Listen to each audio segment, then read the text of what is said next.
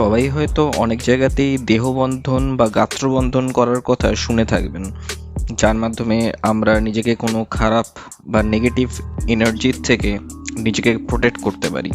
আজকের এই পডকাস্টটিতে আমরা জানতে চলেছি এমন একটি সহজ উপায় যার মাধ্যমে হয়তো আপনারা নিজের বা নিজেদের আপনজনকে প্রোটেক্ট করতে পারবেন নেগেটিভ এনার্জির থেকে। রাজুদা আমাদের সাথে আজকে নিজের জীবনে ঘটে যাওয়া কিছু ভয়ানক ঘটনা শেয়ার করছিলেন এবং কথা প্রসঙ্গে এই টপিকটি উঠে আসে, যেখানে উনি নিজে এই উপায়টি শেয়ার করেছেন আমাদের সাথে। আমি অর্পণ আছি আপনাদের সাথে। আপনারা শুনছেন টেরর এফএম। আজকের ঘটনা কেমন লাগলো তা কমেন্ট করে জানাতে একদমই ভুলবেন না। রাজুদাকে জানাই অসংখ্য ধন্যবাদ। চ্যানেলে নতুন হলে অবশ্যই সাবস্ক্রাইব করে ফেলবেন। আর আপনিও যদি আমাদের সাথে নিজেদের জীবনে ঘটে যাওয়া কোনো ঘটনা শেয়ার করতে চান, তাহলে নিচে ডেসক্রিপশন বক্সে দেওয়া আমাদের হোয়াটসঅ্যাপ নাম্বার, ইনস্টাগ্রাম প্রোফাইলের লিঙ্ক এবং ফেসবুক প্রোফাইলের লিঙ্ক দিয়ে দেওয়া আছে, সরাসরি যোগাযোগ করে ফেলতে পারেন। আর দেরি করব না, শুরু করছি আজকের এই টেরিফাইং একটি কল রেকর্ডিং। সাথে থাকুন, শুনতে থাকুন। Tune in and turn up the fear. This is Terror FM.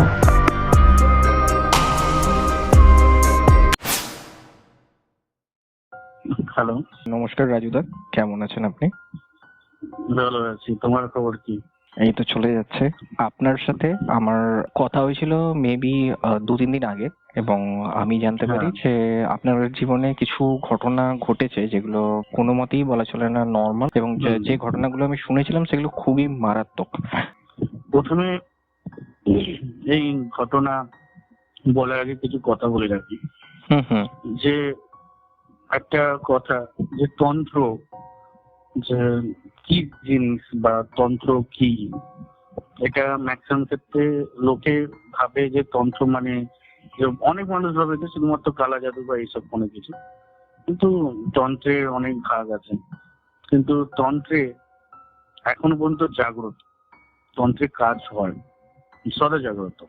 যেমন আমাদের চারিদিকে সব মানে একটা অওরা থাকে, সেটা ভালো হোক বা খারাপ, কিছু না কিছু একটা এনার্জি থাকেই থাকে। দেখবেন আপনি যে আপনি কারুর কাছে মানে কোনো ব্যক্তির কাছে যখন পাশে থাকবেন বা আপনি তার উপস্থিতি মানে থাকবে আপনার সঙ্গে, সেক্ষেত্রে আপনি দেখবেন যে হয়তো আপনার খুব ভালো লাগে। আবার বা কোনো ক্ষেত্রে দেখবেন যে এমন ব্যক্তির সংস্পর্শে আপনি এলেন, দেখলেন যে আপনার জিনিসটা ভালো লাগছে না বা অস্বস্তি বোধ হচ্ছে, বা আপনি তার থেকে দূরে সরে গেলে বেশ ভালো হচ্ছে। এরকম এনার্জি আমাদের চারিদিকে থাকে, সেটা অওরা বলে হিসাব মতো। এরকম এনার্জি, কিছু এনার্জিকে আমরা দেখতে পাই, আবার কিছু জিনিসকে আমরা দেখতে পাই না, কিন্তু তারা আমাদের চারিদিকেই থাকে। এমন একটা জিনিস যেটা হচ্ছে জীব দেবতা, মানুষ দেবতার মধ্যখানে জিনিস হতে পারে। এমন জিনিসটা যে পৃথিবীতে মধ্যেই সবকিছু আছে, ভালো খারাপ সবকিছু মিলিয়ে। আমি যে ঘটনাটা বলছি, আপনার সঙ্গে শেয়ার করছি, ঘটনাটা হচ্ছে যখন আমাদের ইন্ডিয়াতে টাকা চেঞ্জ হবে, মানে যেটা হচ্ছে যে নোটবন্দি, কারেন্সি নোটবন্দি, যেটা ব্যাপার স্যাপার, ওই নোটবন্দি তার 2-3 মাস কি এরকম কিছু একটা, এখনো মনে আছে যে নোটবন্দি কোন মাসে হয়েছিল খেয়াল নেই, বাট তার আগে ফেব্রুয়ারি মাস ছিল, হালকা ঠান্ডা হালকা গরম। আমরা এখান থেকে আমার এক দাদা আছে, দাদার কাছে প্রথম ফোন আসে যে ব্যাপার স্যাপারটাকে নিয়ে। তারপরে দাদা আমার সঙ্গে আলোচনা করে যে আমি আমার দাদা দুজনই তন্ত্রের সঙ্গে মানে যুক্ত, প্রত্যক্ষ পরোক্ষ ভাবে, কিন্তু এটাকে আমরা সেরকম ভাবে প্রফেশনাল হিসেবে নিই না, লোকের যাতে ভালো হয় সেই জন্য ব্যবস্থা করি। তো এরকম লোকের সঙ্গে কথা হয়েছে, তো কথা হওয়ার পরে সেই লোক আমাদেরকে বলেছে এরকম ঘটনা। কারণ আমাদের মানে বোন বলো বা দিদি একজন থাকেন, মানে সে ধুবুলিয়ার দিকে থাকে। এবারে সেইখান থেকে তার মারফতে খবরটা আসে। আমি ব্যক্তির নামও বলছি না, বা কোনো ক্ষেত্রে মানে পার্টিকুলার যে ধুবুলিয়া কোথায় বা মুড়াগাছা কোথায়, এরকম জায়গা আমি পাড়ার নাম বলছি না, ঠিক আছে? আমি শুধু বলে দিচ্ছি মুড়াগাছা বেরোকি। তো যে মুড়াগাছা, ওইখান থেকে খবর আছে যে এরকম করে দিতে হবে। সেটি কোথায় না, মুড়াগাছার দিকে। লালগোলার দিকে লাইনের দিকে যেতে গেলে। তো আচ্ছা। যথারীতি ভাবে মানে সেই ব্যক্তির সঙ্গে কথাবার্তা হয়, তারপরে আমাদের দিনক্ষণ ঠিক হয় যে কবে গিয়ে আমরা এই কাজটা করব, সবকিছুই হয়। মনে আছে যে আমরা মোটামুটি দুপুরবেলা বেরিয়েছিলাম।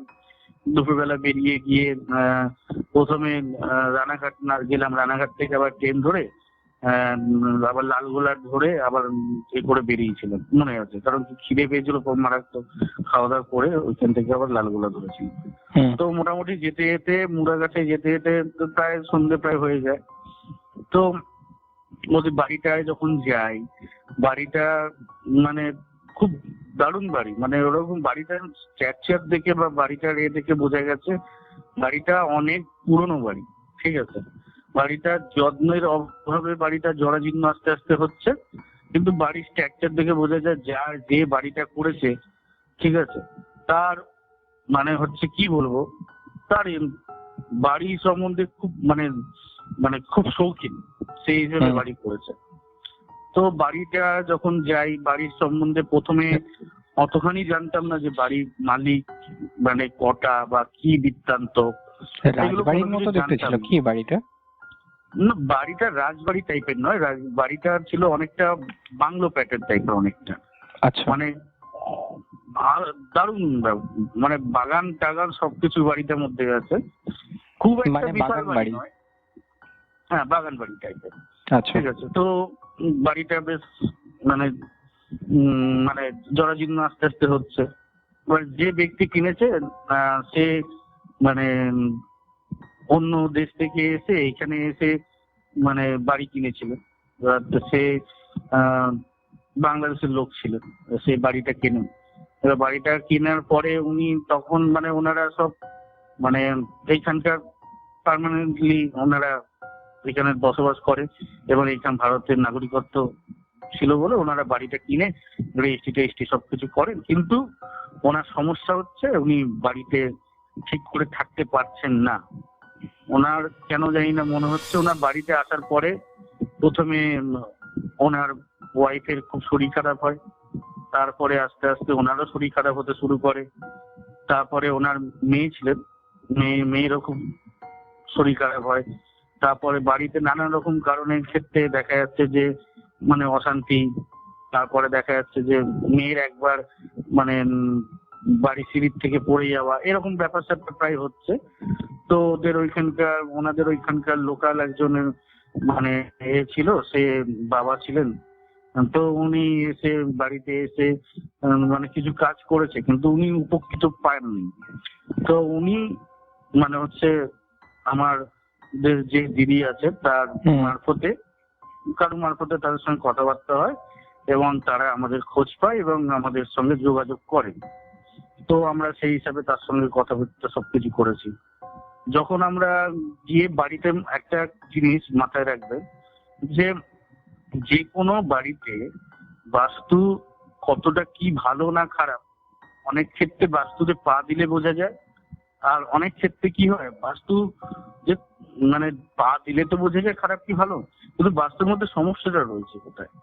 যেমন ডাক্তার নাড়ি টিপে দেখে যে কি হচ্ছে না হচ্ছে, সেরকম একটা তান্ত্রিকের কাছে বাস্তুর মাটি বা ভিটের মাটি পড়ে বোঝা যায় যে বাস্তু কতটা ভালো বা কতটা খারাপ, বা বাস্তুর মধ্যে কি কি সমস্যা রয়েছে। তো বাস্তুর মাটি যখন করতে যাই, ঘরের ভেতরে মাটিটাকে চাইছিলাম, বাগানের মাটি প্রচুর, কিন্তু ঘরের দিকে দেখি ঘরে সেরকম ভাবে মাটি ধুলো বালি কিছু নেই। কারণ ওনারা বাড়িটার মধ্যে এমন ওনাদের মধ্যে উৎপাত শুরু হয়েছে, লাস্টে ওনারা আলটিমেটলি বাড়িটাকে থেকে ওনারা থাকা সত্ত্বেও ভাড়া বাড়ি দিকে থাকতো। যতদিন না বাড়িটা ঠিক হচ্ছে ততদিন ওনারা প্রতিজ্ঞা করেছিল যে আমরা ওই বাড়িতে যাব না, এরকম পরিস্থিতি। কিরকম উৎপাত হতো কিছু চাক্ষুষ করেছিলেন? হ্যাঁ, চাক্ষুষ কিছু করেছিলাম, সেটা আমি আসছি আস্তে আস্তে। আচ্ছা। এবারে আলটিমেটলি যখন কোনো ক্ষেত্রে তো মাটি পড়তে হবে বা ধুলো পড়তে হবে, যে বাস্তুর মধ্যে কি রয়েছে। তো আলটিমেটলি ঘরের মধ্যে ধূপ জ্বালিয়ে এবং কিছুক্ষণ ধূপটা জ্বালিয়ে আমরা চলে যাই। নর্মাল ধূপ জ্বালাই, কোনো মানে মন্ত্রপুত ধূপ তো কোনো কিছু না, নর্মাল এক ধূপ জ্বালাই। কারণ আমাদের উদ্দেশ্য ছিল ওই বাস্তুর মধ্যে থাকা মাটি বা ধুলো একটুখানি ধুলেই পরে বুঝতে পারবো। তো আমরা ধূপ টুপ জ্বালিয়ে দিয়ে চলে আসি, বাইরে চলে আসি।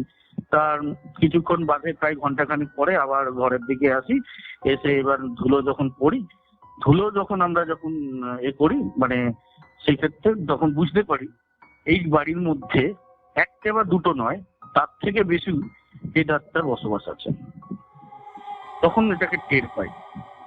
তখনও আমরা সেরকম ভাবে কোনো কিছু যে টের পেলো, আমরা নর্মালি একটা আমাদের জন্য ঘর খুলে দেওয়া হয়েছিল, সেই ঘরটার মধ্যে খাটের মধ্যে আমরা বসে গল্প গুজব করি, সিগারেট টিগারেট খাই এর মধ্যে। তারপরে খাবার দাবার তো কেউ দিয়ে দেওয়ার কোনো কথা নেই, ব্যাপার নেই। এবার আমরা ওখানে গেছি, খাবার দাবার কিনে নিয়ে এসে শুকনো খাবার দাবার খাচ্ছি বিছনার মধ্যে, খাটের মধ্যে বসে। কটা বাজে কোনো আইডিয়া নেই, কোনো কিছু নেই। মোটামুটি ওই সাইডে ফেব্রুয়ারি মাসে তাও ঠান্ডা আছে, লেপ গায়ে দেওয়ার মতো ঠান্ডা। এবার করার পরে যখন আমরা ওইখানে বসি খাটে, প্রথম আওয়াজটা আসে ঠিক আমাদের পাশের ঘর থেকে, যে দুখানা বাচ্চা খিলখিলিয়ে হাসছে, আর দুখানা বাচ্চা খুব দৌড়ো দিয়ে করছে। প্রথম এটা টের পাই। তো প্রথম যখন এরকম হয়, ভাবি যে এই বাড়ির পাশে কোনো বাড়ি আছে বা কোনো কিছু আছে, বা এরকম কোনো বৃত্তান্ত, যে এরকম খিলখিলানি হাসি সেখান থেকে আছে, বাচ্চাগুলো খেলছে বা এরকম কোনো কিছু, ঘুমায়নি। তো সেরকম ভাবে নর্মাল ভেবে বসে আমরা দিব্যি খাওয়া দাওয়ার করি। তারপর কিছুক্ষণ বাদে ঠিক আবার পরপর যখন এই ঘটনাগুলো ঘটতে থাকে, তখন আমরা ভাবি এই মানে এই ঘরের দেওয়াল থেকে চলেই তো বাগান, তারপরে তো কোনো বাড়ি নেই, তাহলে আসছে কোথা থেকে? তারপরে শুনতে এই করতে এরকম চারিদিকে মনে হচ্ছে যে আমরা অনুভব করছি, আমরা সত্যি কথা বলতে গেলে এনার্জি অনুভব করা যায় সব ক্ষেত্রে। যে আমি এতখানি বলছি যে আমি ওরকম ভাবে কোনো, মানে এর আগে আমি অনেকবার ভূত ছাড়িয়েছি, সবকিছু করেছি, কিন্তু মানে এনার্জিকে অনুভব করতে হয়। আমি জানি না, আমি কিন্তু কোনদিন দেখিনি, আমি কিন্তু অনুভব করেছি, সবকিছু অনুভব করেছি। কিন্তু এটা আমার কোনোদিন হবে না যে এটা মনের ভুল, ঠিক আছে? পার্টিকুলার আমি যদি থাকতাম হতে পারতো এটা আমার মনের ভুল, কিন্তু আমি তো একা উপস্থিত নয় ওখানে। সেই ক্ষেত্রে আমার দাদাও ছিল। তো আমাদের মানে কোন রকম ভাবে আমরা কারণ কোনো কিছু খাই না, কিন্তু আমরা দুজন মিলে প্রত্যক্ষ পরোক্ষ ভাবে আমরা অনুভব করেছি যে এখানে ব্যাপার স্যাপার আছেই, সিরিয়াসলি আছে। আচ্ছা, যখন ওরকম ভাবে বসে যখন অনুভব করি, তারপরে দেখি যে বাচ্চা দুখানা খুব খেলছে, দৌড়াদৌড়ি করছে, সিঁড়ির দিয়ে ঝাপাঝাপির মতো আওয়াজ হচ্ছে, মনে হচ্ছে কোথাতে ঝাঁপ মারছে, এ করছে, এরকম ব্যাপার স্যাপার হচ্ছে। কিছুক্ষণ বাদে দেখলাম যে ওদের মা বা কোনো মহিলা খুব ওদের বাজে ভাবে চেল্লাচ্ছে, বাচ্চাগুলোর পেছনে খুব চেল্লাচ্ছে, মানে যেমন ইচ্ছে ভাবে চেল্লাচ্ছে। গলার আওয়াজটা কেমন ছিল?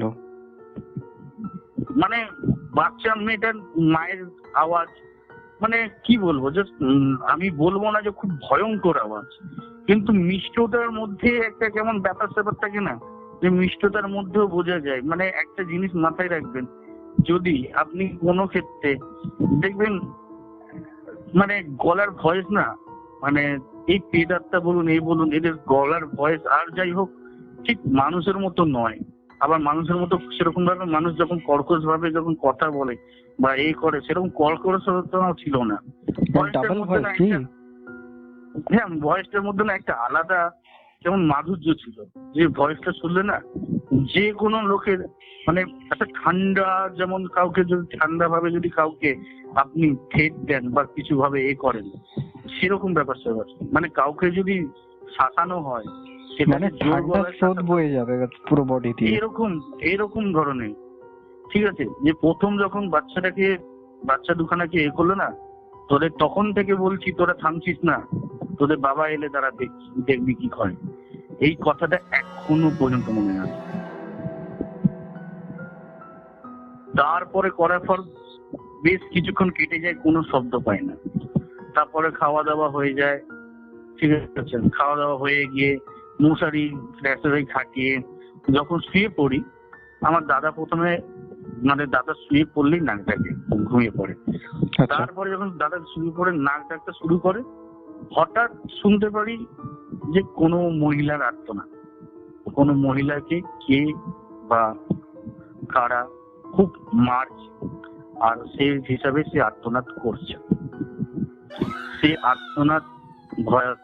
আমি নিজে এখন বলছি, আপনার সঙ্গে আমি শেয়ার করছি।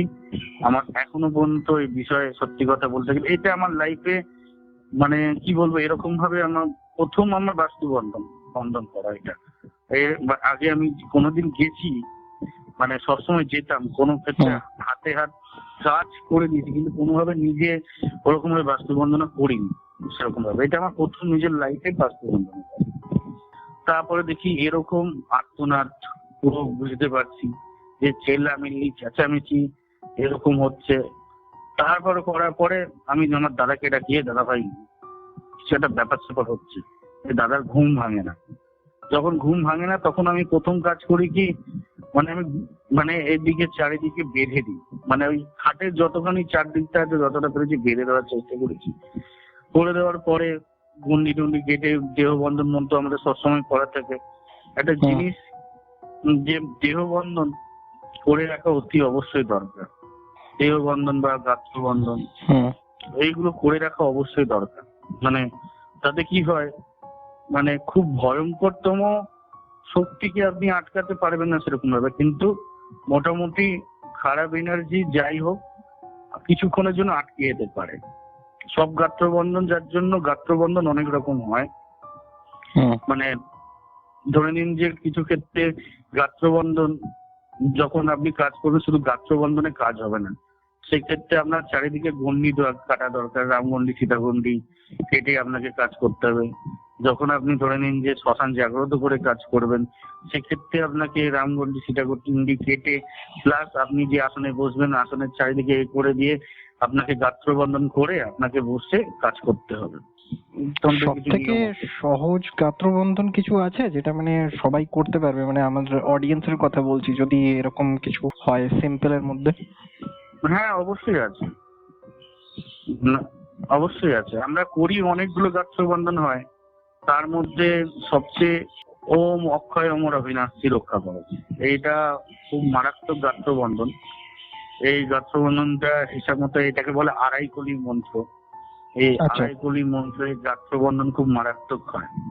মন্ত্রে মানে অনেক রকম ভাগ আছে, যেমন মানে ভাগ আছে বলতে গেলে ধরন, ঠিক আছে, প্রতিটা ছন্দ আলাদা হয়। ওরকম হিসাব মতো এটা আড়াই কলি মন্ত্র বলে। এটা ইজি আড়াই কলি মন্ত্র, এটা সবাই করতে পারে। এটা খুব মারাত্মক কাজ করে। এটা আমি যে কজনকে দিয়েছি এই গাত্রবন্ধনটা, মানে এটা খুব ভালো কাজ করে। ওম অক্ষয় অমর অবিনাশী রক্ষা করো, ওম অক্ষয় অমর অবিনাশী রক্ষা করো।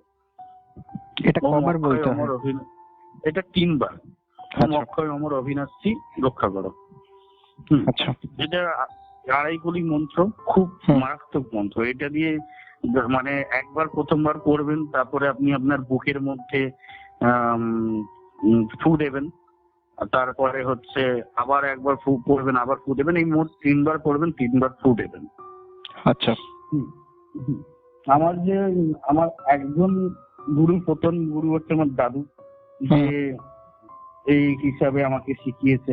এখনো পর্যন্ত আমি শিখছি। সেই শেখার জন্য আমার এখনো পর্যন্ত প্রচুর মানুষের সঙ্গে সাক্ষাৎ হয় এবং তাদের সান্নিধ্যে এসে তাদের থেকে মন্ত্রও নিই।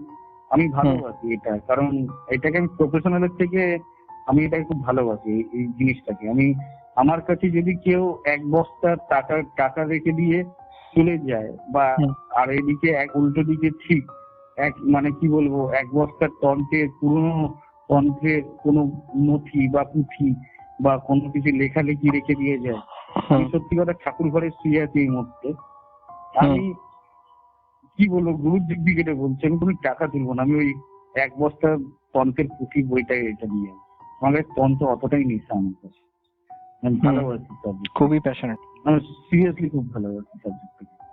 সুলেমানি মন্ত্র যেমন আমি করি অনেক ক্ষেত্রে, ইয়া ইলাহানা লা ইলাহা ইল্লা নাসরুম মিনাল্লাহি ফাদলান কারিবা ওয়া সাল্লামু ইন্না ফালাকানা নাফিজিন, এই একটা মন্ত্রটা আমি নিজে গাত্রবন্ধন করি। হুম। এরকম মন্ত্র প্রচুর আছে, গাত্রবন্ধন মন্ত্র অনেক আছে, অনেক রকম হয়। এইরকম সুলেমানি মন্ত্রটা করি, আবার এটাও করি হুম। আমি। মানে কি বলুন তো, আপনি গাত্রবন্ধন করে রাখলে অনেকটা সেফ থাকবে। হুম। হুম। হুম। মানে দেখবেন যে একটা গ্রামে একটা কথা খুব প্রচলন আছে, হাওয়া বাতাস লেগেছে। হুম। এই হাওয়া বাতাস লাগা বা বাচ্চাদের নজর লাগা, হুম। এগুলো কিন্তু হয়, মানে হয়ে এসছে, এখনো হুম। পর্যন্ত হয়।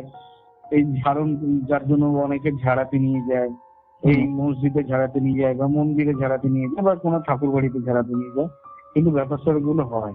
হুম। দেখবেন অনেক ক্ষেত্রে হয় যে ডাক্তার পর্যন্ত হার মেনে গেছে, যে রুগীর রোগ ধরতে পারছে না, রুগীর কি পার্টিকুলার কি রোগ হয়েছে সেটা হুম। ডাক্তার পর্যন্ত ধরতে পারছে না।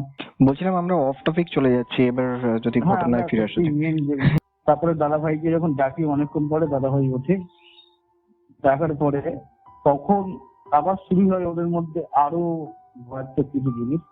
বুঝতে পারছি যে দুখানা ছেলে মেয়েকে, মানে কোনো, মানে পুরুষ মানুষ খুব মানে নৃশংসভাবে অত্যাচার করছে বা মারধর করছে।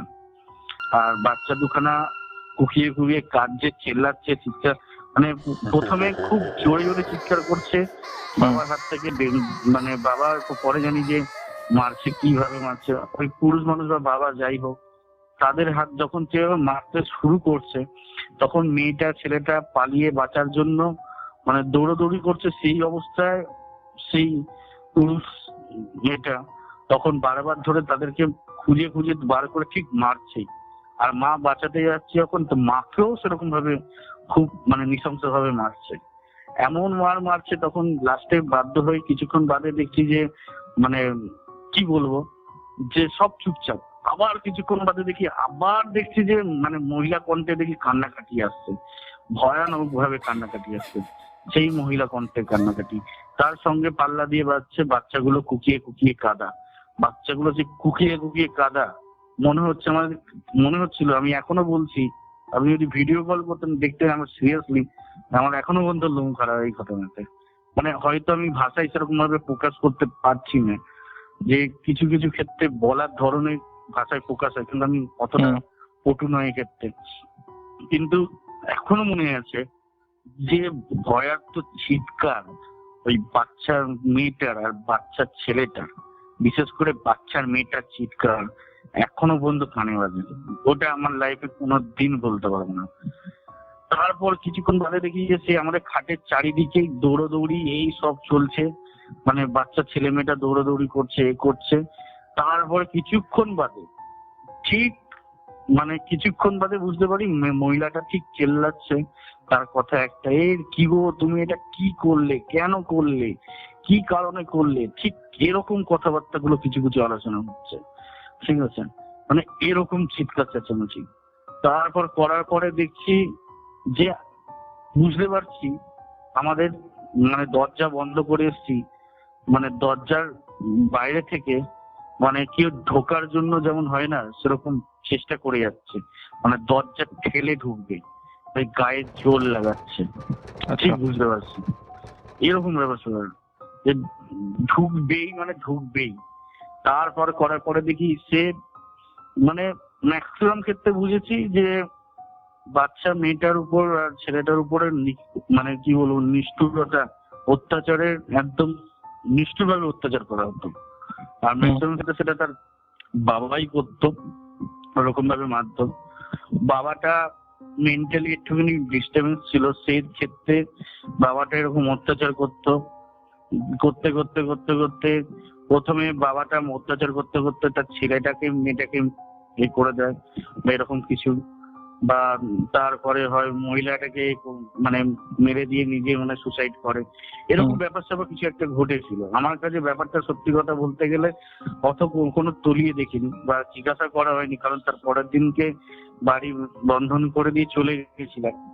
চলে যাওয়ার পরে সে ব্যক্তি যার বাড়ি বন্ধন করে দিয়েছিলাম, তারপরে সে আমাদের সঙ্গে কোন রকম ভাবে যোগাযোগ করেনি বা আমাদের কোনোদিন মানে সময় হয়ে ওঠেনি তাকে ফোন করে জিজ্ঞাসা করা যে এরকম মানে কেমন আছেন বা কি আছে।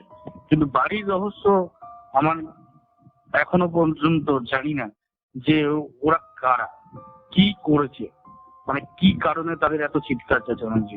আমি যা বললাম আমি সম্পূর্ণ মানে এটা বাবা হয় বা এটা মা হয়, এটা ছেলেটা হয়, এটা মেয়ে হয়, এটা সম্পূর্ণ আমাদের অনুমান ভিত্তিক ভাবে বললাম। কিন্তু আসল সত্যি রহস্য কোনোদিন আমি এখনো পর্যন্ত আমরা মানে তলিয়ে দেখিনি যে কি ব্যাপার স্যাপার ছিল, কি ছিল, কি বৃত্তান্ত ছিল।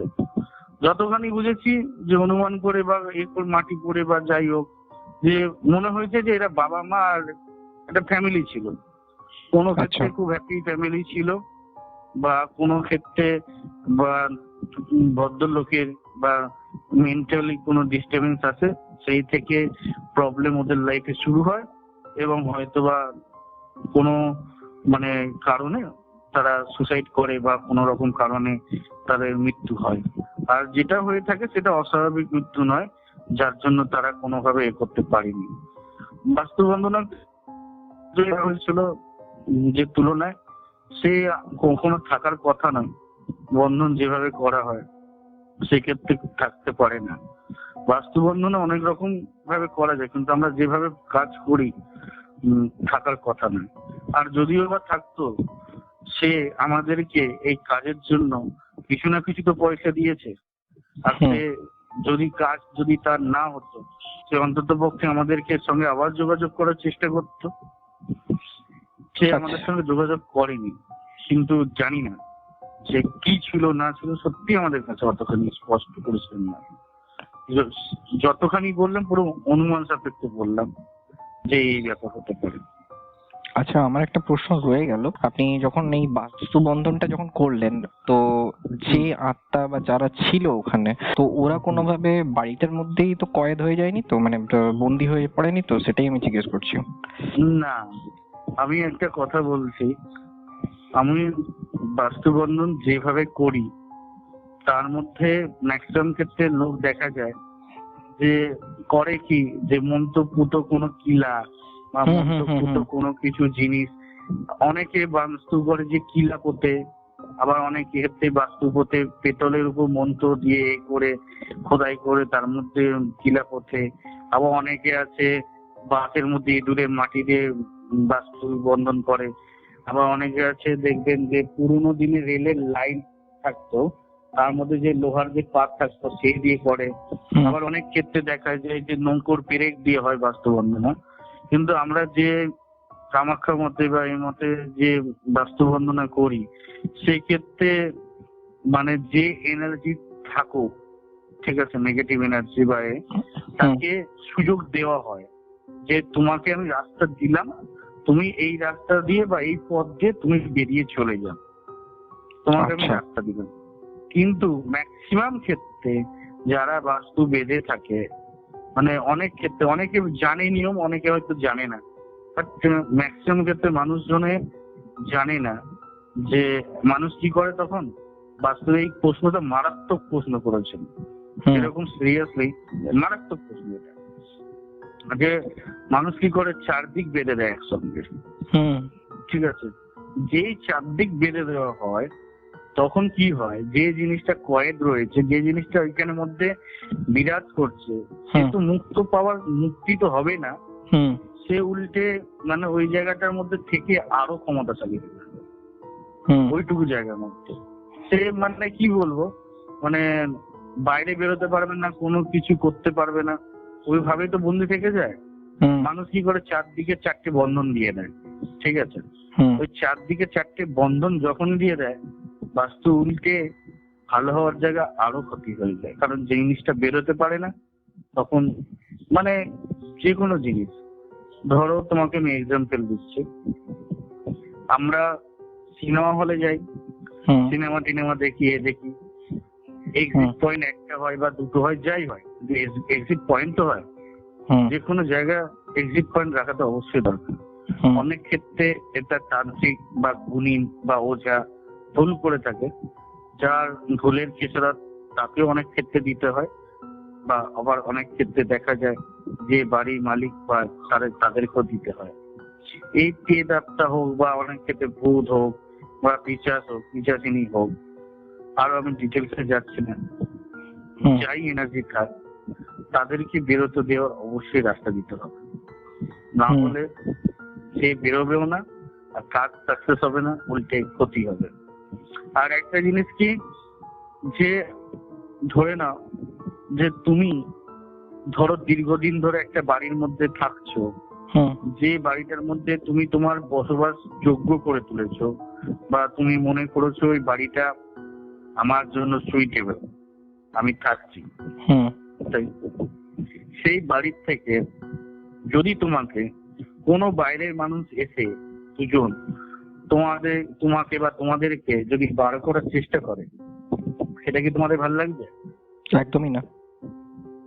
এরকম ঘটনা ঘটেছিল, বারবার ধরে কাজে ডিস্টার্বেন্স করছিল, কাজ করতে যখন বসি দুঘণ্টির বাইরে মনে হচ্ছে যে দৌড়ে খেলে বেড়াচ্ছে, ছোটাছুটি করছে অনেক রকম, মানে এরকম ব্যাপার স্যাপার প্রথমে দেখাচ্ছে যে প্রথমে গন্ডির মধ্যে রয়েছি, মানে ভেতরে রয়েছি যজ্ঞ শুরু করব, তার আগে দেখছি যে সেই শান্ত মহিলা কণ্ঠ, ডাক, বাচ্চা দুখানাকে, তারপরে চেল্লামিল্লি, সেই যা জিনিসগুলো ঘটেছে মনে হচ্ছে আবার রিপিট টেলিকাস্ট চলছে, এরকম ব্যাপার স্যাপার। যে আমার বিশেষ করে মানে মনে আছে যে মহিলার সে চেল্লানি, যে পুরুষ মানুষটা কি করেছে জানি না, তুমি এটা কি করতে পারলে, বা এরকম ধরনের, মানে মহিলার কণ্ঠের মধ্যে না একটা সিরিয়াসলি এখনো বলছে একটা আলাদা ব্যাপার স্যাপার ছিল, মানে ঠান্ডা অনুভূতি একটা, কেমন মানে খুব ঠান্ডা অনুভূতি, মানে গলার মধ্যে সেরকম কর্কশ ব্যাপার স্যাপার ছিল না, কিন্তু ভয়েসের মধ্যে একটা আলাদা ব্যাপার ছিল, যেটা হাড়িং করার মতো, ঠান্ডা কিন্তু হাড়িং করার মতো। আমি তোমাকে হয়তো ঠিকঠাক ভাবে বোঝাতে পারছি না, কারণ কিছু কিছু ঘটনার ব্যাপার স্যাপার না ভাষায় প্রকাশ করা যায় না, মানে সেটা ভাষায় বলে বোঝানো মানে অনেক ক্ষেত্রে মানে সম্ভব হয় না। ক্ষেত্রে খুব কঠিন, সম্ভব হয় না। এটা যদি কেউ কোনো মানে লেখে বা কোনো কিছু করে সেক্ষেত্রে ব্যাপার আলাদা হয়, কিন্তু আমার ভাষায় প্রকাশ করার মতো অতটা ক্ষমতা নেই। আচ্ছা, আমি একটা জিনিস জানতে চাই, আপনি যখন ওই কাজ করছিলেন বা আপনি ওইখানে যখন ছিলেন, কিছু দেখতে পেরেছিলেন কি? আমি দেখতে পাওয়ার মধ্যে সত্যি কথা বলতে গেলে যে একবার মনে হচ্ছে ওই যে আমি ধূপগুলো যে আমরা জ্বালিয়েছিলাম, ঠিক আছে, ধূপ অনেকগুলো ধূপ জ্বালিয়েছিলাম যাতে একটুখানি ধুলো বালি হোক বা মানে একটুখানি ধুলো হোক, ওটা পড়তে পারবো, মানে ওইগুলোর মধ্যে মানে আমি দেখেছি বলবো না, প্রথমে ওটা প্রথম আবিষ্কার করে আমার দাদা, ওর মধ্যে বাচ্চার পায়ের ছাপ ছিল, জানি না ওটা ছেলেটার না মেয়েটার, বাট ছাপ ছিল, ওটা প্রথম আবিষ্কার করে আমার দাদা। আমি দেখিনি ওটাকে ফার্স্টে।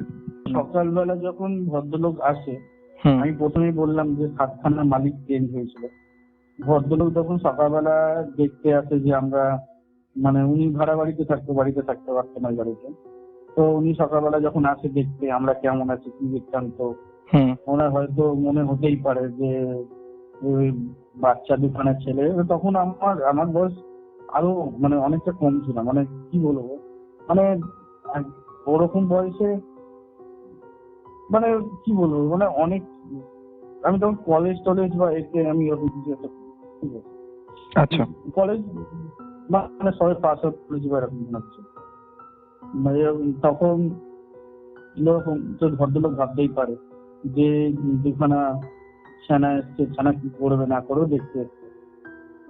তো দেখতে আসার পরে উনি দেখলো যে আমরা সুস্থ ঠিকঠাক আছি, কাজ কমপ্লিট করা হয়ে গেছে, উনি আবার আমাদের জন্য আবার ফ্ল্যাটে চা নিয়ে এসেছিল, বিস্কুট নিয়ে এসেছিল, ঠিক আছে।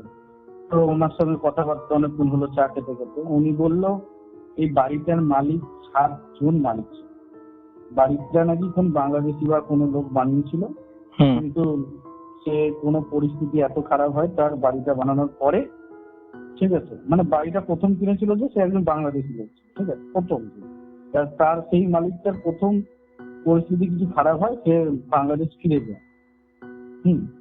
তারপর এরকম ভাবে ক্রমাগত ভাবে এরকম হাত বদল হতে হতে হতে হতে লাস্টে এই ভদ্রলোকের কাছে বাড়িটা আসে, ঠিক আছে।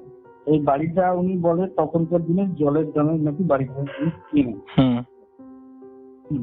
তো উনি প্রথমে বাড়ি যখন কেনেন মানে উনি বুঝতে পারেননি যে বাড়ির মধ্যে কোনো প্রবলেম বা কোনো কিছু হতে পারে, এরকম কোনো এনার্জি আছে। উনি দাম দেখে কম, আর উনি সবে ভারতীয় নাগরিকত্ব পেয়েছে, ঠিক আছে। তো এসে এখানে কোথায় ইয়ে করবে না, উনি ওইখানে বাড়ি কিনে নেবেন।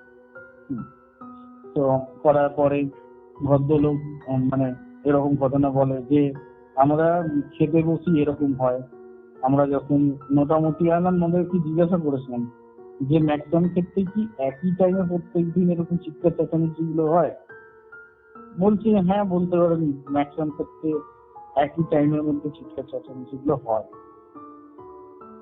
আমি তাও জিজ্ঞেস করেছিলাম যে কেমন টাইমে পরে যখন করি, অনেকেই চাষের জন্য জিজ্ঞাসা করি, কারণ কি আমরা যে সময় মনে আছে যে খাবার দাবার খেতে বসেছি, নিয়ে বসে গেছি খাটের মধ্যে, এই করছি না, শুকনো খাবার খাচ্ছিলাম, সেটা খুব একটা বেশি রাত বলবো না, মানে যে হয়েছে আমাদের এই সাইডে দেখা যায় লোকে অনেক ক্ষেত্রে 10:30 কেউ 11টার মধ্যে খেয়ে নেয়, কিন্তু ওইদিকে 9টা 9:30 10টা হোক খেয়ে নেয়।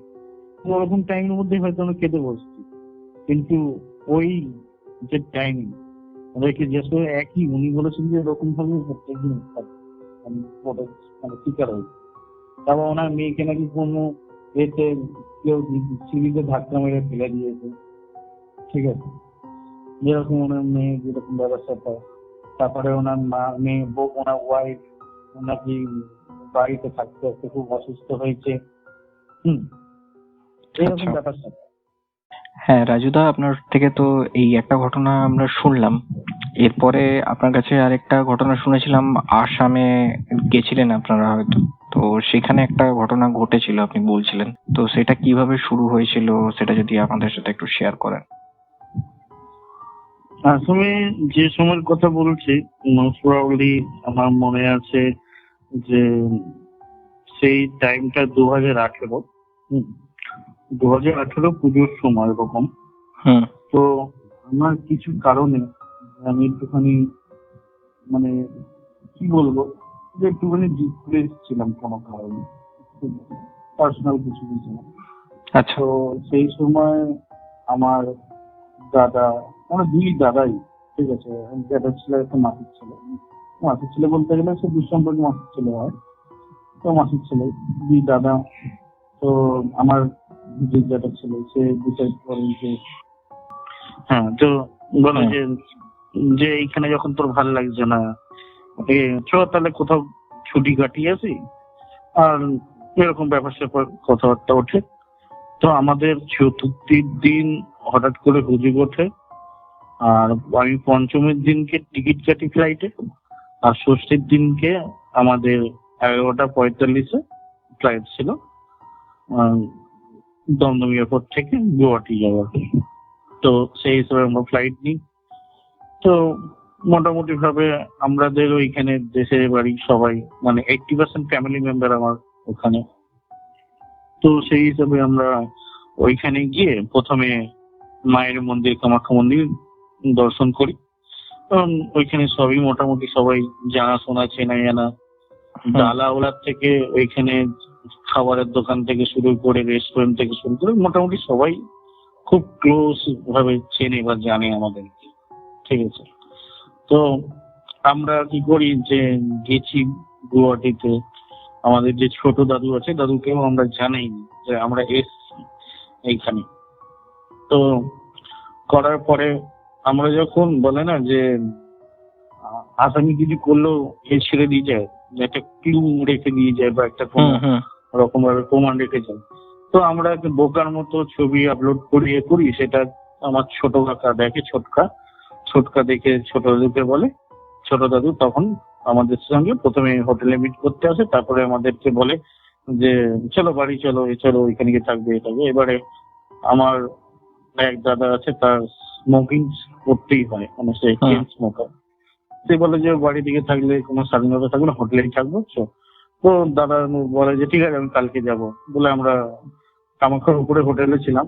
ওইখান থেকে পরের দিনকে মর্নিং আমরা বেরিয়ে চলে যাই, যাতে দাদু না আমাদেরকে খুঁজে পায়। পল্টন বাজার মানে Guwahati station, Guwahati rail station, ওইখানে একটা হোটেল আমরা দেখি। এবার আমরা প্রথমে প্ল্যান করি যে আজকে এখানে হোটেলে থাকবো, কালকে মর্নিং এ শিলং চলে যাবো, শিলং থেকে ঘুরে আসবো। তো আমাদের এরকম প্ল্যান ছিল, কারণ পল্টন বাজার থেকে ম্যাক্সিমাম শিলং যাওয়া বা মেঘালয় যাওয়া গাড়িগুলো এখান থেকে পাওয়া যায়, শেয়ার ট্যাক্সি, বাস, ঠিক আছে, এই জিনিসগুলো ওইখান থেকে পাওয়া যায়। তো আমাদের এরকম প্ল্যান হয় যে আমরা যখন এখানে আছি, দাদুকে তাহলে জানি দাদু আবার খুঁজবে, তার থেকে একটা বেটার হয় যে কালকে পল্টন বাজার থাকবো আর পরের দিনকে আমরা শিলং ঘুরতে যাবো। তো যেরকম প্ল্যান সেরকম ভাবে সবকিছু আমাদের মোটামুটি ঠিক হয়, সেট হয়। সেট হওয়ার পরে আমরা গিয়ে মোটামুটি ভোরবেলায় গিয়ে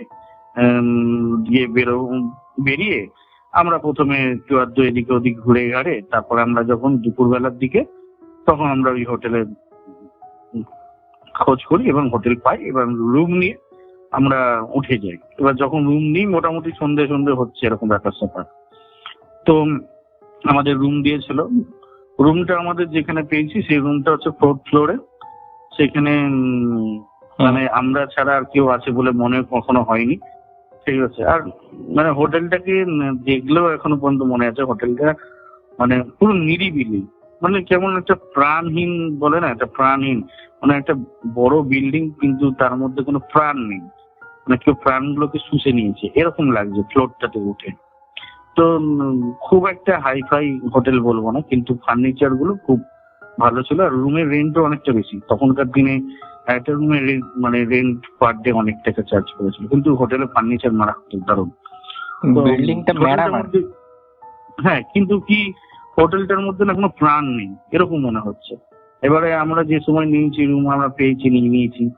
এবারে ব্রেকফাস্ট থাকছে প্রত্যেকদিন, ঠিক আছে, কমপ্লিমেন্টারি ব্রেকফাস্ট। আমরা বলেছে এরকম ব্যাপার, ঠিক আছে। আমরা এখন প্রথম দিন রুম নিই, সন্ধ্যেবেলা হয়ে যায়, আমরা রুম দেখাতে নিয়ে যাচ্ছে যে ওইখানকার কোন একটি ছেলে। তো আমরা যখন লিফটে উঠি, লিফটেই বুঝতে পারি লিফটের মধ্যে কেমন একটা অস্বস্তি ব্যাপার স্যাপার। তো আমাদের যে রুমটা দিয়েছিল রুমটার নাম্বার এখনো পর্যন্ত মনে আছে 409 রুমটা। তো সেই হিসাবে রুমটা দেয়। তো রুমের মধ্যে বসে আমরা মোটামুটি বসে গল্প গুজব করি, তারপর 8টা সাড়ে 8টা বাজে। তো আমার হচ্ছে যে আমি মানে প্রেগনেন্সি চিনি ছাড়া খেতে বেশি পছন্দ করি, যেটা দার্জিলিং চা, চিনি ছাড়া।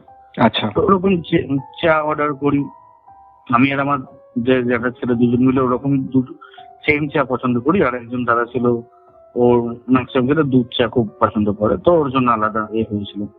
তো আমরা চাটা খেয়ে আবার একটুখানি বেরোই, ওইদিকে মানে নিচের দিকে যাই, যে জিনিসপত্র কিছু কিনি করি এইসব ব্যবসা।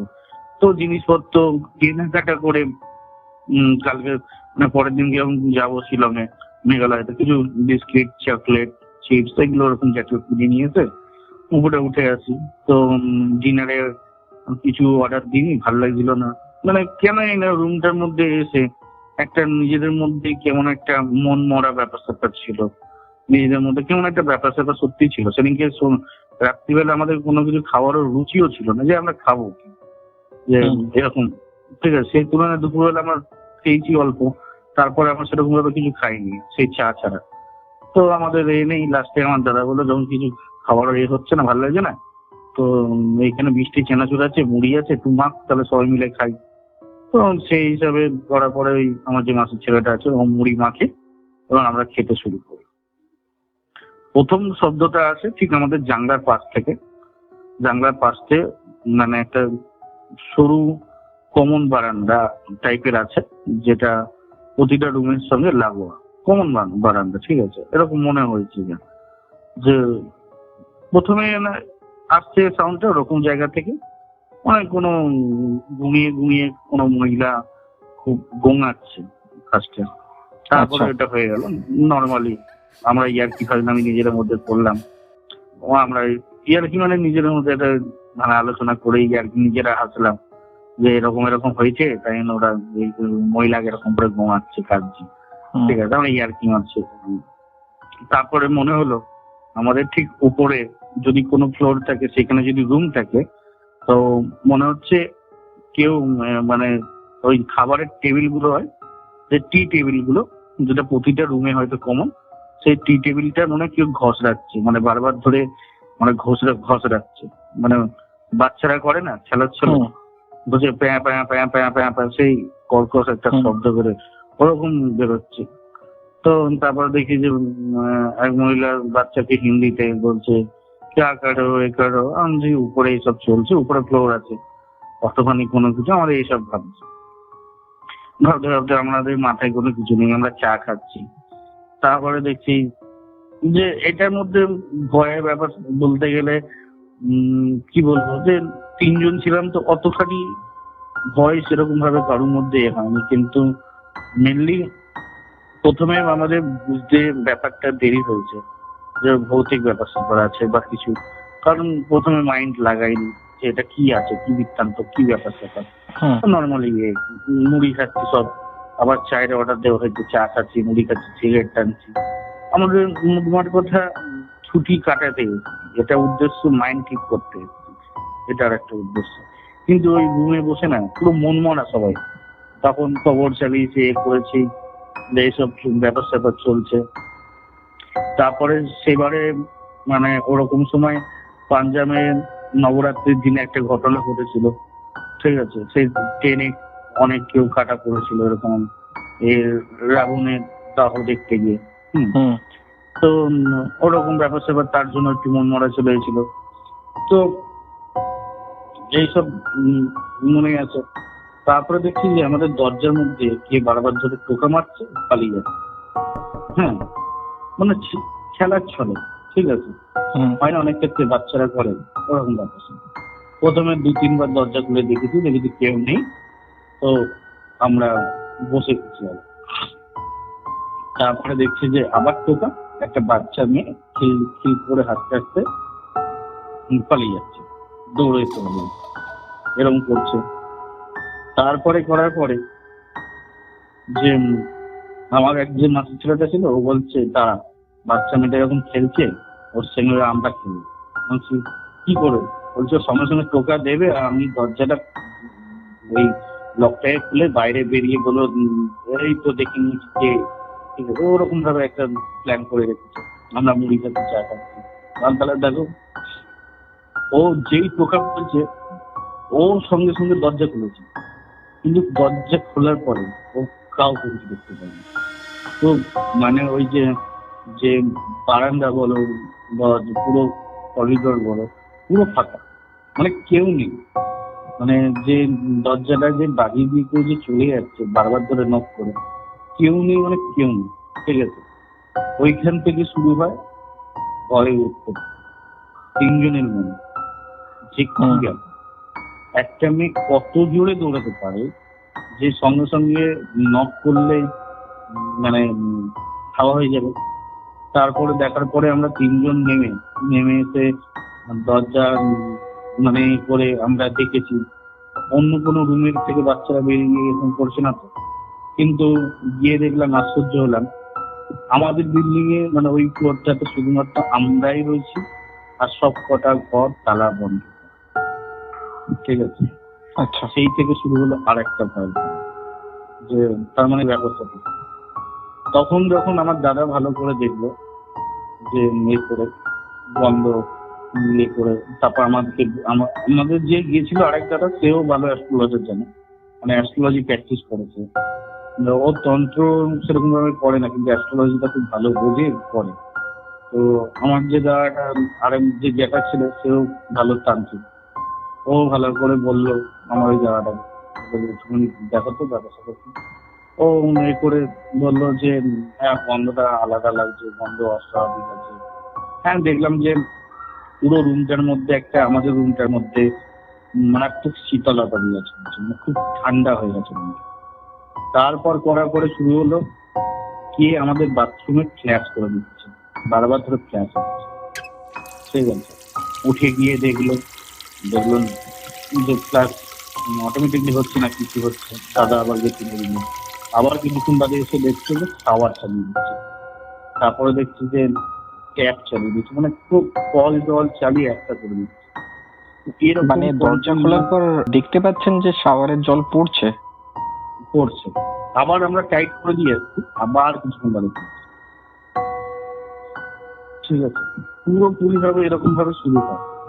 সঙ্গে সঙ্গে কি করে আমাদের দেহ বন্ধ করাই থাকে, সঙ্গে সঙ্গে তখনও ওই এর ঘটনা মতো, মোবাইলের ঘটনা মতো পুরো খাটের চারিদিক বেরোবে, 3 জন খাটের মধ্যে বসে। তারপর দেখছি যে এরকম হচ্ছে, তারপরে সে কি বলবো যে বাচ্চা মেয়েটা সেরকম ভাবে কোনো চেল্লামিল্লি পরে আসে।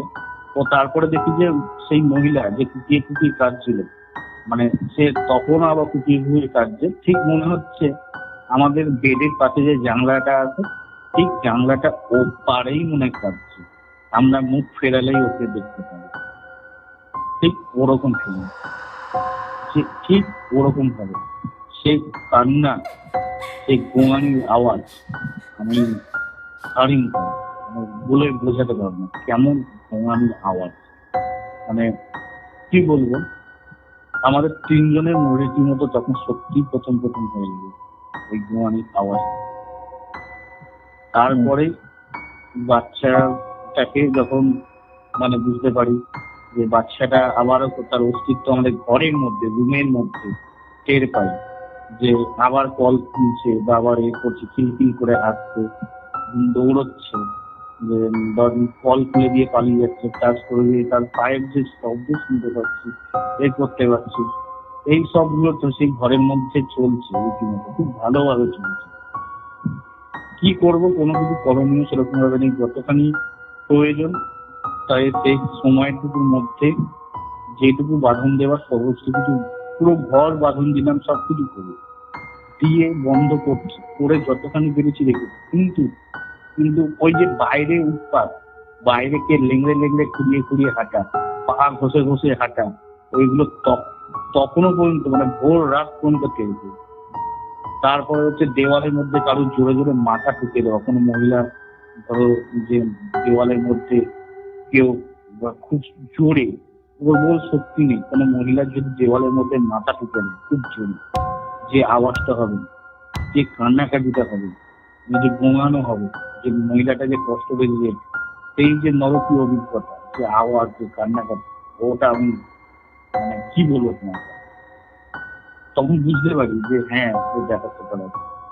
তারপরের দিনকে আমরা ভোরবেলা আমাদের সেরকম ভাবে আমরা ঘুমিয়ে পড়ি, তারপরে যাওয়ার পরে তারপরে ভোরবেলায় 5টা 5:30 পর্যন্ত বাজে আমাদের করি যে আমাদের ওইদিকে ভোরটা খুব তাড়াতাড়ি, এই সকাল হয়ে গেলে মানে কি বলুন, মানে সূর্য খুব তাড়াতাড়ি, মানে মোটামুটি 5:30 ওরকম টাইমের থেকে সূর্য মোটামুটি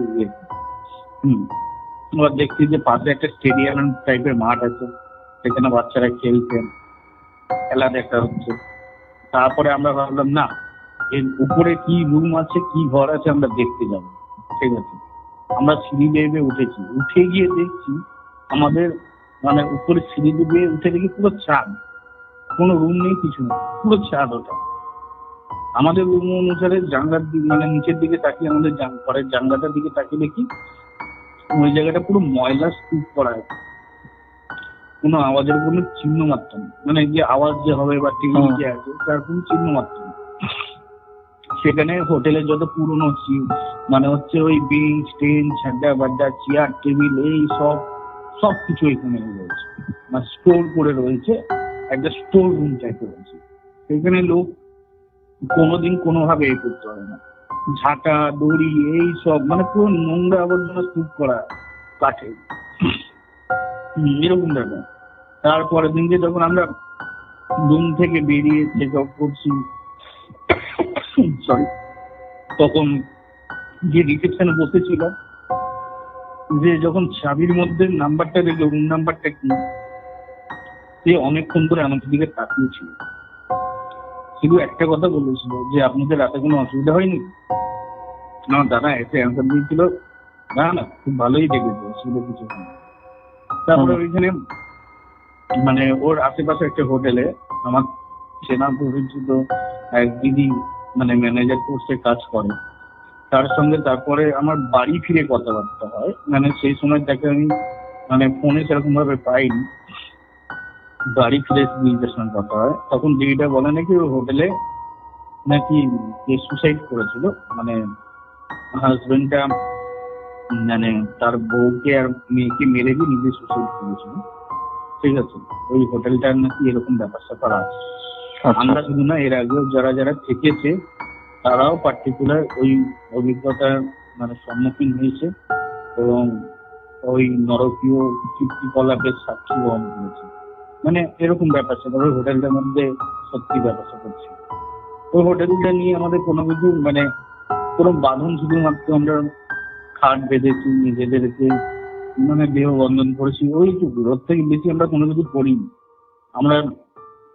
আমরা হিসাব করে দেখলাম যে ওরা তো আমাদের এই রুমে আসেনি, আমরা জোর করে ওদের রুমে এসে থাকতে। ওদের কি পছন্দ হবে সেটা হবে না, তো ওদেরকে তো খুঁজিয়ে আমাদের লাভ নেই। তার থেকে সকাল পর্যন্ত এমনি কেটে গেলে হয়ে গেল, পরের দিন আমরা বেরিয়ে যাই, সে দেখা যায়। তারপরের দিনকে আমরা মোটামুটি ভাবে এখান থেকে বেরিয়ে চলে আসি। কিন্তু দুঃখের বিষয় আমরা কোনদিন সেদিনকে আমরা শিলং যেতে পারিনি। আমরা ওইখান থেকে আবার মানে হচ্ছে উমানন্দ দেখে, মানে ব্রহ্মপুত্রের মধ্যে দ্বীপের মধ্যে একটা মন্দির আছে উমানন্দ, ওইখান থেকে দেখে আমরা আবার যে হোটেলে ছিলাম কামাখ্যাতে, সেই হোটেলেই ফিরে যাই অন্য একটা রুমে, সেখানে আবার থাকি। তারপরে ওইখান থেকে বাড়িতে লাঞ্চের নেমন্তন্ন আছে, লাঞ্চ করা, ডিনার করা। থাকতাম ভেবেছিলাম যে থাকবো না, লাঞ্চ ডিনার চেয়ারে করতে যাই, তো লাঞ্চ করেছিলাম। তারপরে ওইখানে আমার আরেকটা অভিজ্ঞতা হয়েছিল, ওটা অভিজ্ঞতাটা খুব ভালো। অভিজ্ঞতাটা আমার কাছে মনে আছে, ভয়ঙ্কর নয় কিন্তু অভিজ্ঞতাটা একটু আলাদা। যেমন মানে এই প্রশ্ন উত্তর আমি আমার গুরু থেকে শুরু করে অনেক কাউকে জানতে চেয়েছি, দাদুর থেকে। শুধু আমার দাদুকে যখন প্রথম জিজ্ঞাসা করি, দাদু শুধু হেসেছিল, ঠিক আছে, আর কিছু উত্তর দেয়নি। এতখানি বললাম যে কামাখ্যা একদম তোমাকে বলছি, মানে কামাখ্যা মন্দির ঢোকার আগে এই সাইড থেকে মানে তুমি যদি ডান দিকে বেঁকে যাও, মানে কামাখ্যা মন্দিরের গেট যেতে হবে না, তার আগেই জাস্ট একটুখানি সিঁড়ি বেয়ে উঠবে, দেখবে একটু ডান দিকে মুদিখানা দোকান আছে, ওর পাশ থেকে একটা সিঁড়ি চলে যাচ্ছে। ওই রাস্তাটা ধরে যদি তুমি যাও, ওই রাস্তাতেও তুমি ভুবনেশ্বরী মন্দির যেতে পারবে। বা তুমি কামাখ্যা মন্দির ঢোকার আগে একটা বড় সিঁড়ি আছে, যেটা বাঁদিকে চলে যাচ্ছে তোমার ইউবিআই, মানে ইউবিআই এটিএম আছে, ওদিক থেকে মন্দির উঠে যাচ্ছে, ঠিক আছে। আর ডান দিকে চলে যাচ্ছে, ডান দিকে এসবিআই আছে, আর এদিকে পাশে মানে এইচডিএফসি এটিএম রয়েছে। ওই তলার দিকে গেলে আবার বগলা মন্দির যাওয়া যাচ্ছে। আবার এসবিআই এর ওইখান দিয়ে রাস্তাতে ঘুরে গেলে উপর থেকে বগলা মন্দিরে মানে হচ্ছে যাওয়ার জন্য উপর থেকে সিঁড়ি ভেঙে নামতে হবে। এইখান থেকে উপর দিয়ে চলে যাচ্ছে, রাস্তাটা পেঁচিয়ে চলে যাচ্ছে ভুবনেশ্বরী মন্দির, ঠিক আছে। আমরা যখন যাই তখন ভুবনেশ্বরী মন্দির অতভাবে জাঁকজমক ভাবে সাজানো ছিল না। মানে মন্দিরটার মধ্যে একটা মানে প্রাচীন কালের একটা বিষয়বস্তু লক্ষ্য করা যায়। মানে পুরো গর্ভগৃহ অন্ধকার থাকতো, তার মধ্যে বড় একটা প্রদীপ জ্বলতো, ঠিক আছে। এরকম ভাবসাব তখন মন্দিরটার মধ্যে পেতাম। এখন মন্দিরটা অনেক রকম ভাবে করেছে, মন্দিরটা বেশ ভালো লাগে। তো মন্দিরটার ওইখানে দয়ানন্দ সরস্বতী না কার, ঠিক আছে, মানে ওই জায়গাটা পেছিয়ে গিয়ে একটা টিলা পাবো। ওই টিলার উপরে উঠে না আমরা বসে আলোচনা করছিলাম, অনেক গল্প গুজব করছিলাম। সেই সময় আমাদের সঙ্গে একজন অঘরী লোকের দেখা হয়, ঠিক আছে। তো লোকটি আগে দেখলাম যে সেই অঘরী, তার হাব ভাব কথাবার্তা শুনে তার এই শুনে বুঝতে পারি যে লোকটার মধ্যে ব্যাপার আছে, লোকটা বেশ ভালো না। লোকটাকে এই কাজকর্ম, তন্ত্রের ক্রিয়াকলাপ এইসব নিয়ে আলোচনা করতে লোকটাকে বলি যে আপনাকে, আমার দাদা বলে যে আপনাকে কিছু টাকা পয়সা দেবো, আপনি রাখবেন। বলছেন না, খাবার কিনে দাও। হ্যাঁ, তো খাবার কিনে দিতে বলে আমাদের, বলে দাদা বলে যে খাবার কিনে দেবো, তাহলে খাবার কিনে দেবো। তো আমরা মোটামুটি কথা, আমরা এখানে বসে ওই টিলাটার উপর বসে খুব আলোচনা চলছে। তো তখন হবে একদম মানে ওই 12টা 12:30 দুপুরবেলা ওরকম টাইম হবে। বসে আলোচনা করছি, দেখছি ওই টিলার পাশের জঙ্গল আছে, ঠিক আছে, ওই জঙ্গলের ভেতর থেকে দেখছি এক অপরূপ মহিলা বেরোচ্ছে, তার হাতে জপের মালা, চুলগুলো পুরো এলোমেলো করা, মনে হচ্ছে সদ্য স্নান করে উঠেছে, আর চোখের মনি এখনো পর্যন্ত মনে হচ্ছে একটা নীলাভ ব্যাপার করতে পারে। ওই মহিলা জব করতে করতে করতে করতে করতে বেরোচ্ছে, ঠিক আছে। এবার যেখানে আমরা বসেছি তার পাশে দেখলাম যে বিষাক্ত সাপের অনেকগুলো খোলস রয়েছে, এ রয়েছে। এবার ভদ্রমহিলা যেখান থেকে বেরিয়ে আসছে, ওই মানে ওই জঙ্গলের যে মানে হচ্ছে লেভেল, তার থেকে ওনাকে টিলার উপরে উঠতে হবে, তারপরে উনি টিলার উপরে উঠবে, তারপরে উনি টিলার থেকে নিচে নামতে পারবেন। ধরো তুমি একতলার ছাদে বসে রয়েছো, ঠিক আছে, তার পাশ থেকে কোনো জায়গা থেকে আসছো, তোমার যে গ্রাউন্ড লেভেল রয়েছে তার থেকে তো তোমাকে উপরে উঠতে হবে, তার ছাড়া কোনো জায়গা নেই, নিচে ওই দিক দিয়ে ঘুরে যাবে, ঠিক আছে। এবার ওনাকে ওরকম ভাবে গ্রাউন্ড লেভেল থেকে মানে পাহাড়ের একদম জঙ্গল থেকে ওই পাহাড়ের টিলাতে উঠতে হবে, তারপর টিলাটাকে উঠে গেলে ওইখান থেকে টিলা হয়ে ওনাকে নিচে নেমে ওনাকে মেন রাস্তায় যেতে হবে। ওকে, এবারে আমরা সব আলোচনা করছি, গল্পগুলো করছি, ভদ্রমহিলা এরকম করে আসছে, তো আমরা ভাবলাম যে উনি ওরকম ভাবে উঠবে। হ্যাঁ, আমার দাদা প্রথমে গেছে, ওনাকে হাত বাড়িয়ে দিতে গেছে যে উনি যাতে হাতটা করে উপরে উঠতে পারে। উনি তোয়াক্কাই করলো না, যে ভদ্রমহিলা জব করতে উঠতে, তোয়াক্কাই করলো না আমার দাদাকে, আমাকে, আমাদের সঙ্গে যারা যা বসেছিল কাউকে তোয়াক্কাই করলো না। উনি চোখের নিমিষে, হয়তোবা তোমার মনে হতে পারে যে এটা কেমন ধরনের গাঁজাখোর গল্প বা কেমন ধরনের, আমরা 4 জন সাক্ষী ছিল, আমি, আমার জ্যাঠার ছেলে, নাতির ছেলেটা, আর ওই অপরি বাবা। ওনাকে হাত ভরে দিতে গেল, উনি দাদাকে তোয়াক্কা করলেন না। উনি ওই লেভেল থেকে কিভাবে একবারে পা বাড়িয়ে হঠাৎ করে টিলার মধ্যে উঠে এসে দাঁড়িয়ে গিয়ে, ঠিক আছে, তারপরে আমরা দুজন মুখ চাওয়াচাই করছি দুজনে, 1 সেকেন্ডের মধ্যে ওনাকে দেখলাম নিচের দিয়ে নেমে কোথায় দিয়ে চলে গেছে গায়ে, আর দেখতেই পেলাম না।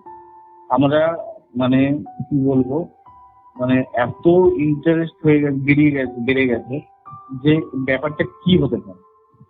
আমরা ওই টিলার থেকে নেমে আমার দাদা গেল ডান দিকে, না না আমি গেলাম ডান দিকে, দাদা গেল এই সাইডে বাঁ দিকে, ঠিক আছে, এখনো বলতে মানে এই গিয়ে দুজনই দেখতে পেলাম না মহিলাকে, কোথায় গেল মানে কোথায় গেল সেই মহিলা। তারপরে যখন আমরা উঠে আসি ওই টিলার উপরে, আবার এসে অপরের পাশে এসে বসি, তখন অপরটা শুধু হাসতে থাকে, আর শুধু একটা কথা বলে, যা বেটা চলা যা, ও গিয়া চলা যা, সেই লোক চলা যা।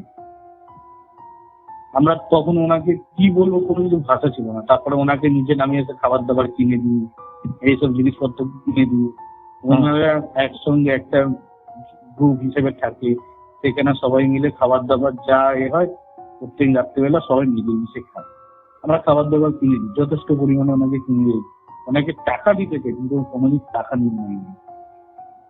তারপরে যে জিনিসটা আমাদের কাছে সত্যি কথা বলতে গেলে বিশাল বড় রব, যে কে মহিলা, কি তার করেছে, কোনোদিন তার সত্যি জানবে যে কে মহিলা, কে। আমাদের গুরুদেব জিজ্ঞাসা করেছে, মানে দাদুকে দেখেছে, মানে বলে না যে একটা রহস্যময় হাসি, দাদুর মধ্যে একটা রহস্যময় হাসি, মানে একটা কি হয় যে এরকম হয় নাকি, ওদের বলে না যে একটা এমনি হাসি মেরে উড়িয়ে দেয়, বলে কিন্তু দাদুকে যখন জিজ্ঞাসা করবে দাদুর রহস্যময় একটা হাসি, বলে সে ব্যাপার আছে, তুমি সত্যি নেই না, কিন্তু তার চোখের মধ্যে একটা ব্যাপার আছে, ওর নীলাভ চোখ এখনো পর্যন্ত মনে হয়। আমি যদি তাকে সুন্দরী বলি তাহলে সেটাকে কম বলা, তার যে গাত্র, মানে তার যে গায়ের কালার, মানে তার যা সুন্দর দেখতে, মহিলা সুন্দর কথাটা ওনার কাছে ছোট হবে, ওনাকে যেহেতু দেখতে, এইটা আমার কাছে লাইফে, আমার কাছে সিরিয়াসলি কোনোদিন ভুলবো না। আচ্ছা, আমার একটা প্রশ্ন আছে, সেটা হচ্ছে আপনি যখন দেখলেন ওই এক ঝটকায় একদম টিলার উপরে চলে গেল, তখন মানে কিছু কি বুঝতে পেরেছিলেন? পা লম্বা করেছিলেন না স্পিডে দৌড়েছিলেন কিছু? আমরা সত্যি কথা বলতে গেলে কিছু বুঝতে পারি। আমার এতখানি মনে আছে, আমি যে জায়গাটা দাঁড়িয়েছিলাম একটা সাপের খোলস ছিল, গাছের ডালে ঝুলছিল, মানে একটা জঙ্গলের গাছের ডালের মধ্যে মানে ঝুলছিল। একটা কি হয়, একটা জিনিস মনে করে রাখবে যে উনি যদি ওই রাস্তাতে যদি প্রত্যেকদিন যাতায়াত করতেন, তাহলে দেখা যেত কি যে একটা পায়ে হাঁটা রাস্তা তৈরি করে, তাই তো? একটা দেখার মতো একটা দেখা যেত যে একটা পায়ে হাঁটা রাস্তা তৈরি হয়ে গেছে, পার্টিকুলার ওই জায়গাটার মধ্যে কোনো গাছ নেই, কিন্তু চারিদিকে গাছ। কিন্তু ওইখানের মধ্যে ওরকম কোনো মানে বিষয়বস্তুই ছিল না। মানে ওইখানে কোনো মানে পায়ে হাঁটার রাস্তা তো দূরে থাক, মানে পায়ে রাখার জায়গা নেই, মানে এরকম ব্যাপার সেটা, যে কেউ যে পা ফেলে এখান থেকে হেঁটে হেঁটে আসবে সেরকম জায়গা নেই। পুরোটাই ওইখান থেকে, মানে ওই পাশে যারা গেছে ভুবনেশ্বরী মন্দিরে এই দিকটা, তারা জানে যে অনেকটাই জঙ্গল ওই সাইডটা, মানে অনেকটাই জঙ্গল।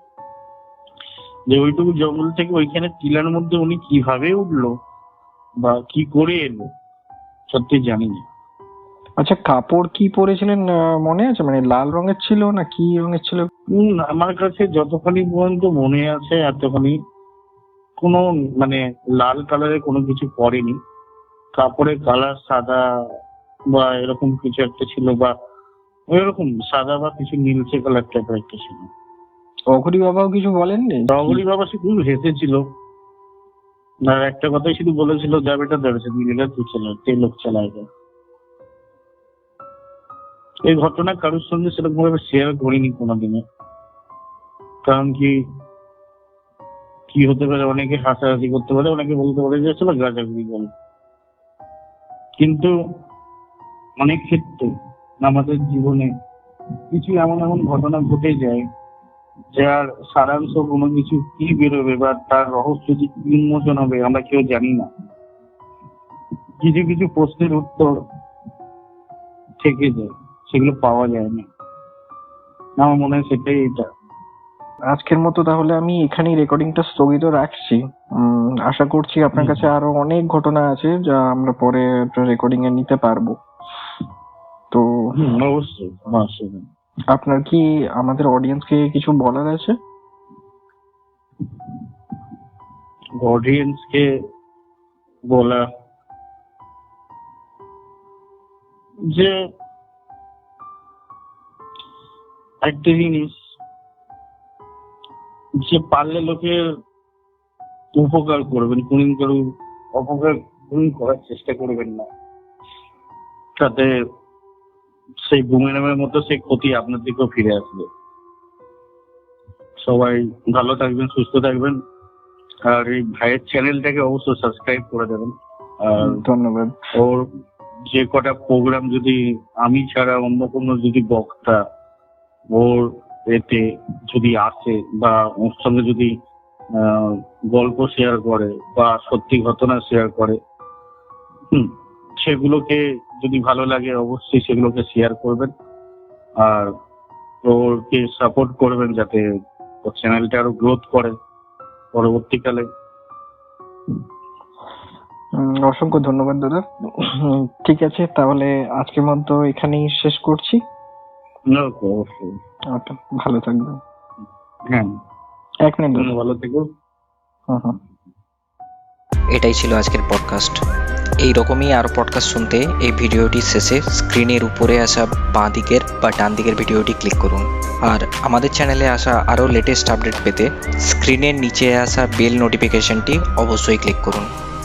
তো এখনকার মতো এখানেই শেষ করছি, ফিরে আসবো আরও কিছু ইন্টারেস্টিং ঘটনা নিয়ে। Till then, tune in and turn up the fear. This is Terror FM.